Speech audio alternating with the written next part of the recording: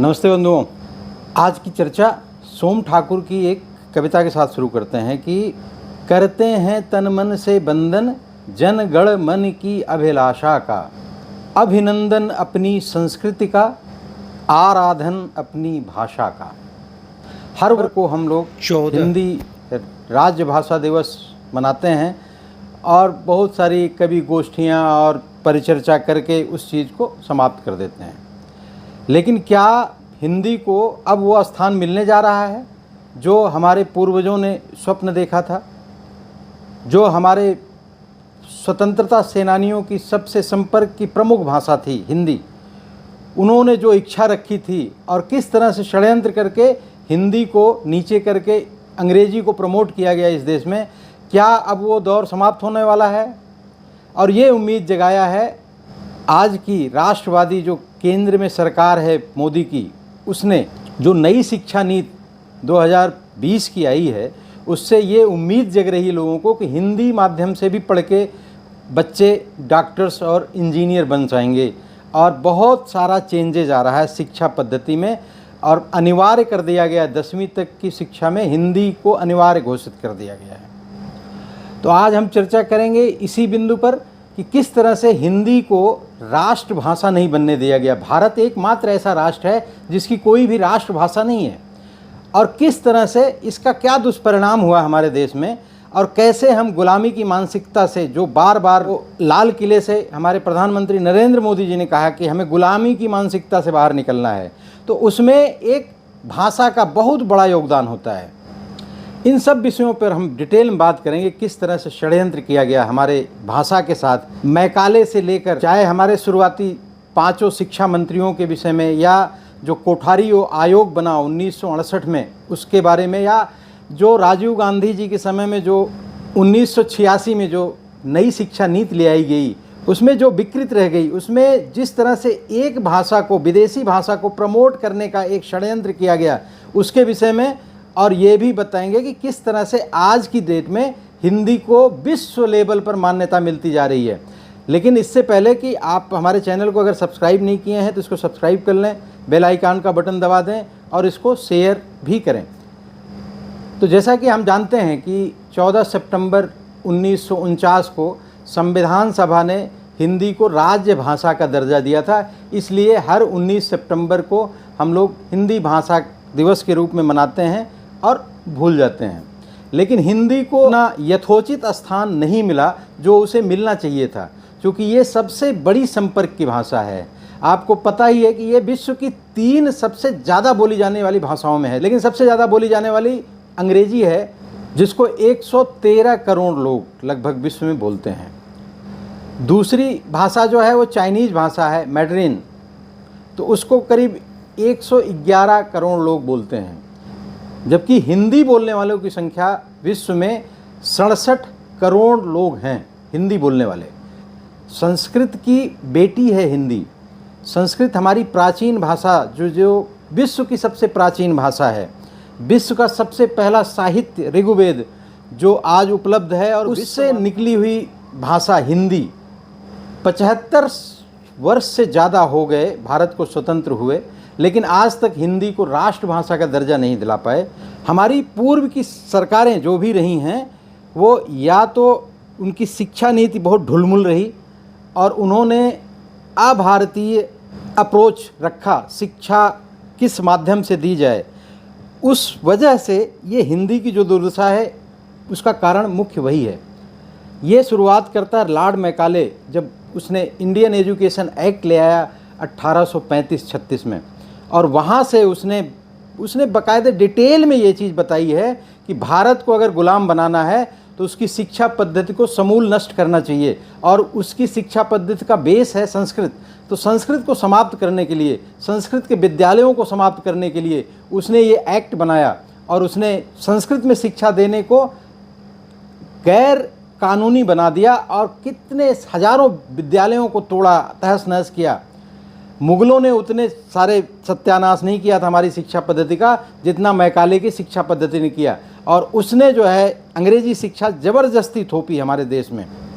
लेकिन इस बात को हमारे स्वतंत्रता सेनानी जानते थे, जो एक्चुअल स्वतंत्रता सेनानी रहे हैं इस देश के, उनको पता था कि हमारी भाषा हिंदी ही है और हिंदी को ही प्रमोट करना है पूरे भारतवर्ष में, तभी इस देश का कल्याण हो सकता है।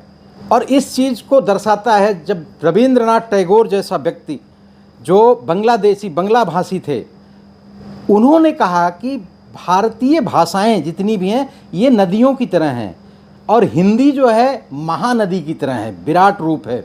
और इसी तरह से विवेकानंद जी ने भी कहा था 1990 में कि आज हम 50 साल इस अंग्रेजी शिक्षा पद्धति को देखते हुए हो गया, हमें एक भी ऐसा व्यक्ति अंग्रेजी शिक्षा पद्धति से पढ़ा हुआ नहीं मिला जो राष्ट्रभक्त हो, जो अपने माँ बाप का सम्मान करता हो या अपने संस्कारों का सम्मान करता हो। ऐसी शिक्षा पद्धति से हमें क्या मिलेगा?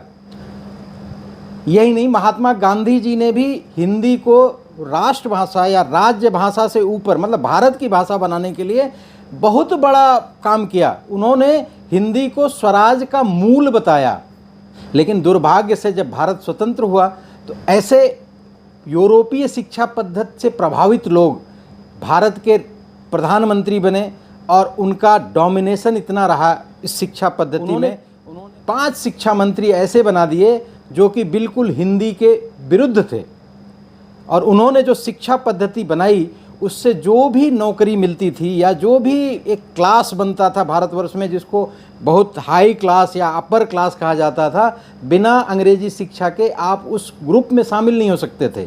एक माहौल बनाया गया भारतवर्ष में, अंग्रेजी को प्रमोट किया जाए और हिंदी को दबाने के लिए उन्होंने क्षेत्रीय भाषाओं से हिंदी का संघर्ष करवाने का एक षड्यंत्र किया, सोचा समझा षड्यंत्र, जो तमिलनाडु से चाहे बंगला हिंदी, चाहे तमिल हिंदी, तेलुगु हिंदी, इस तरह से हिंदी को लड़ाने का प्रयास सतत शुरुआती सरकार करती रहीं, जिसकी वजह से हिंदी को बहुत बैकफुट पर आना पड़ा।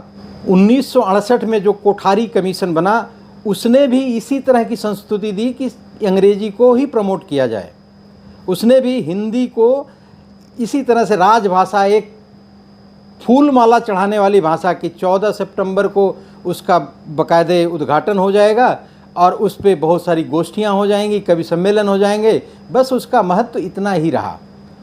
उसके बाद जब 1986 में राजीव गांधी के समय नई शिक्षा नीति आई तो उन्होंने भी अपने को विकासवादी दिखाने की रेस में ये एक कॉन्सेप्ट, एक माहौल बन गया था इस देश में कि अंग्रेजी ही सब कुछ है, विश्व की भाषा है अंग्रेजी, ऐसा माहौल बनाया जाता था। और हमारे देश के करोड़ों लोगों का भविष्य जो कि दूसरी भाषाओं से, जो अपनी क्षेत्रीय भाषाओं में पढ़ के आते हैं या हिंदी में पढ़ के आते हैं, उनका भविष्य अधर में लटक जाता था। उनके पास किसी तरह का स्कोप नहीं बचता था, उनका जीवन का बहुत सारा समय नष्ट हो जाता था अंग्रेजी सीखने में। इन्हें शायद मैकाले की वो सी चीज़ें जो उसने अपने संसद में बताई हैं उससे पढ़ने का अवसर नहीं मिला होगा कि उसने बताया है बाकायदे स्पष्ट रूप से कि भारत को गुलाम बनाने के लिए अंग्रेजी इनको थोपी गई, क्योंकि ये बौद्धिक रूप से अंग्रेज हो जाएं, शारीरिक रूप से भले ब्लैक ही हैं, काले हैं, ब्राउन हैं। तो इस तरह की सोच, और हमारे जब हमारी सत्ता आई, हमारे तो ये अपॉर्चुनिस्ट लोग, पॉलिटिशियन लोग, इन लोगों ने इस तरह का भ्रम जाल फैलाया पूरे देश में कि बिना अंग्रेजी के तो देश का विकास ही नहीं हो सकता। तो हमारी शुरुआत से ही शिक्षा पद्धति, चाहे उसको हिंदुस्तानी ढांचा भले दे दिया गया हो, लेकिन जो सांचा था वो मैकाले का ही था, मैकाले के सांचे पर आधारित थी हमारी शिक्षा पद्धति। लेकिन अब नई उत्साह, नया उमंग जुड़ा है जब 2020 का नई शिक्षा नीति आई है, जिसमें हिंदी में बहुत सारा रूपांतरण हो रहा है। आपने 2023 के लाल किले का जो भाषण हुआ प्रधानमंत्री का, उसमें भी आपने देखा कि उन्होंने DY चंद्रचूड़ को कांग्रेट्स किया और धन्यवाद किया कि आप बहुत सारे सुप्रीम कोर्ट के आर्डर्स को हिंदी में और क्षेत्रीय भाषाओं में रूपांतरित करवा रहे हो। इलाहाबाद में तो बाढ़ सी आ गई। इलाहाबाद हाई कोर्ट ने बहुत सारे निर्णय, ज़्यादातर निर्णय हिंदी में दिए जा रहे हैं और बहुत सारे हाई कोर्ट्स ये अडॉप्ट कर रहे हैं, क्योंकि जुडिशियरी इसमें एक और बहुत बड़ा रोड़ा है हिंदी को राष्ट्रभाषा बनने में, क्योंकि उनको लगता है कि अंग्रेजी ही पूरे भारत को जोड़ने वाली भाषा है, क्योंकि इसी तरह का एजेंडा, इसी तरह का नैरेटिव सेट किया गया है पूरे देश में। लेकिन हमें याद है जब अटल बिहारी वाजपेयी ने UN में 1978 में जब हिंदी में भाषण दिया तो उसकी चर्चा बहुत सालों तक चलती रही। और आज हमारे पास एक ऐसा प्रधानमंत्री मिला है जो बड़े बड़े फंक्शन G20 जैसा इतना बड़ा समारोह आयोजित करवाए और पूरा हिंदी में भाषण दिए, पूरे विश्व में घूम घूम कर हिंदी की गौरव गाथा और हिंदी का गौरव बढ़ा रहे हैं। आज हर हिंदी भाषियों को बड़ा गर्व होता है कि हिंदी हमारी मातृभाषा है, हमारी राजभाषा है और इसे राष्ट्रभाषा बनाना है।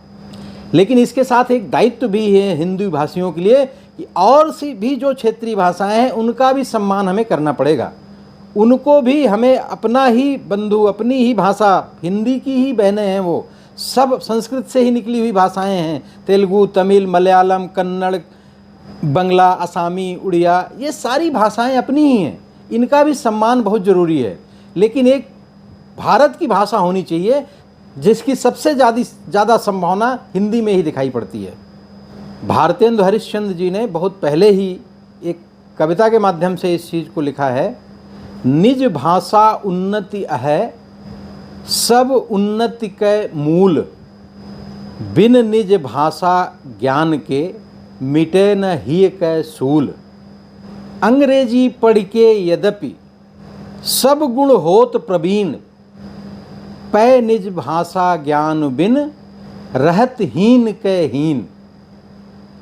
आप कितना भी दूसरे की भाषा में प्रवीण बन जाइए, विद्वान बन जाइए, लेकिन जो हीन भावना है कि ये जो भाषा हमें बहुत ज़्यादा मेरा कमांड है और अपनी भाषा पे हमें बोध ही नहीं है, अपनी भाषा, अपनी संस्कृति, अपनी चीज़ों का हमें ज्ञान ही नहीं है, तो आप में जो इन्फीरियरिटी कॉम्प्लेक्स रहेगा वो हमेशा बना रहता है।